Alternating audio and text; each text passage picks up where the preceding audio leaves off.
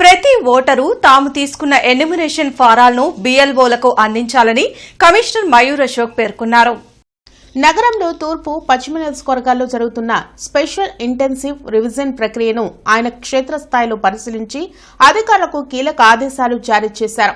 ఈ సందర్భంగా ఆయన మాట్లాడుతూ తూర్పు పశ్చిమ నియోజకవర్గాల్లో ఎన్యూమరేషన్ ఫారాల పంపిణీ ఇప్పటికే 99% పూర్తయిందని, ఈ ప్రత్యేక ప్రక్రియ ముగియడానికి కేవలం 5 రోజులు మాత్రమే సమయం ఉందన్నారు.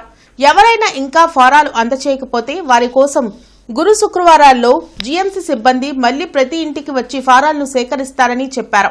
సిబ్బంది వచ్చినప్పుడు ఓటర్లు తమ ఫారాలపై సంతకం చేసి ఇస్తే వాటిని వెంటనే ఆన్లైన్ చేస్తారని అన్నారు. ఒకవేళ పొరపాటున ఓటు తొలగింపునకు గురైతే ఆందోళన చెందాల్సిన అవసరం లేదని, మళ్లీ ఓటు హక్కు పొందేందుకు పూర్తి అవకాశం ఉందన్నారు.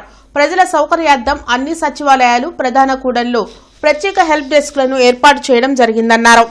ఓటర్ జాబితాని మనం ప్యూరిఫికేషన్ చేయడం ప్రాసెస్లో ఉన్నాము. ఈ ప్రాసెస్ భాగంగా మొదటిగా ఏదైతే ఎన్యూమరేషన్ ఫామ్ ఉన్నాయి ఈ దాదాపు 99% దాకా డిస్ట్రిబ్యూషన్ చేయడం జరిగింది. ఏదైతే మైగ్రేటెడ్ కానీ షిఫ్టెడ్ డెత్ కేసెస్ ఉంటాయి వీటి తప్ప మిగతా దాదాపు అందరికీ కూడా ఎన్యూమరేషన్ ఫామ్ చేరాయి. తర్వాత ఈ ఫామ్ వెనక్కి వచ్చిన తర్వాత అది కూడా డిజిటైజేషన్ కూడా సైమల్టేనియస్గా చేయడం జరుగుతుంది. గుంటూరు నగర ప్రజలకి అందరు ఓటర్స్కి విజ్ఞప్తి ఏంటంటే మీరు అందరు కూడా త్వరలోనే ఈ ఎన్యూమరేషన్ ఫామ్ మీ బిఎల్ఓస్కి హ్యాండ్ ఓవర్ చేయండి. ఎక్కడైనా సచివాలయం కానీ ప్రతి ప్రామినెంట్ లొకేషన్లో మేము హెల్ప్ డెస్క్ పెట్టడం జరిగింది. పోలింగ్ స్టేషన్లో కూడా అంతకుముందు ఒక 4 రోజు స్పెషల్ క్యాంపెయిన్ పెట్టడం జరిగింది. సో మనకి టైం లేదు, ఇంకా 5 రోజే ఉన్నాయి కాబట్టి ఇంకా అందరు ఓటర్లు త్వరలోనే మీ ఎన్యూమరేషన్ ఫామ్ మీ బిఎల్ఓస్కి హ్యాండ్ ఓవర్ చేయండి.